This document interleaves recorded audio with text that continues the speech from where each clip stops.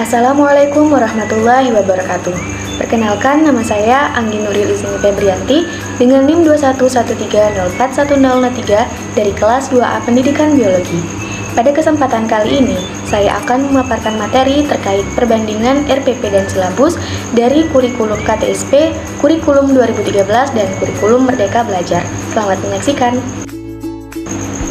Materi yang pertama adalah silabus kurikulum KTSP.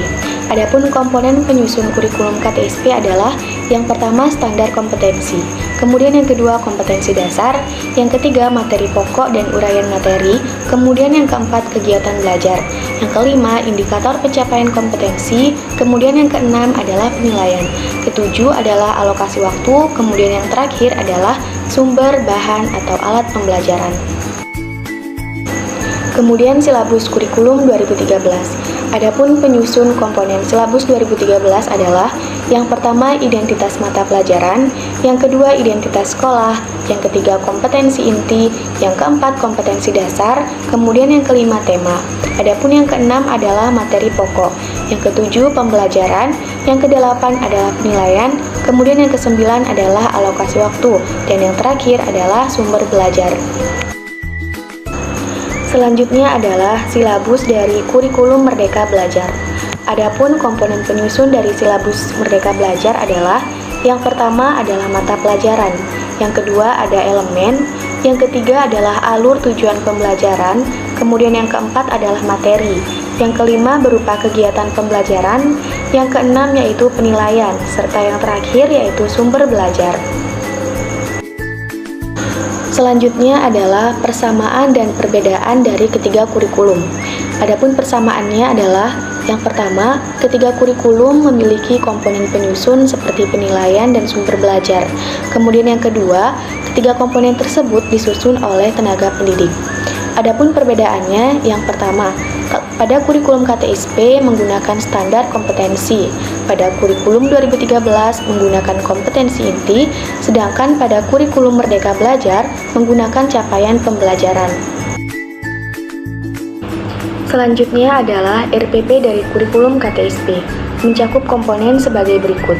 Yang pertama nama sekolah, yang kedua mata pelajaran, yang ketiga kelas, 4 semester, yang kelima pertemuan keberapa, kemudian yang keenam alokasi waktu, yang ketujuh standar kompetensi, yang kedelapan kompetensi dasar, yang kesembilan indikator, yang kesepuluh tujuan pembelajaran, yang kesebelas materi pembelajaran, yang kedua belas metode pembelajaran, kemudian yang ke-13 langkah-langkah kegiatan pembelajaran, yang ke-14 media pembelajaran, kemudian yang terakhir adalah penilaian. Pada RPP kurikulum KTSP menggunakan standar isi, kemudian jam mata pelajarannya lebih sedikit, menekankan pada aspek pengetahuan, kemudian langkah-langkah pembelajarannya terdiri dari eksplorasi, elaborasi, dan konfirmasi. Kemudian pada RPP kurikulum KTSP tidak terdapat adanya penjabaran sumber belajar dan tidak adanya penilaian sikap. Kemudian RPP dari kurikulum 2013.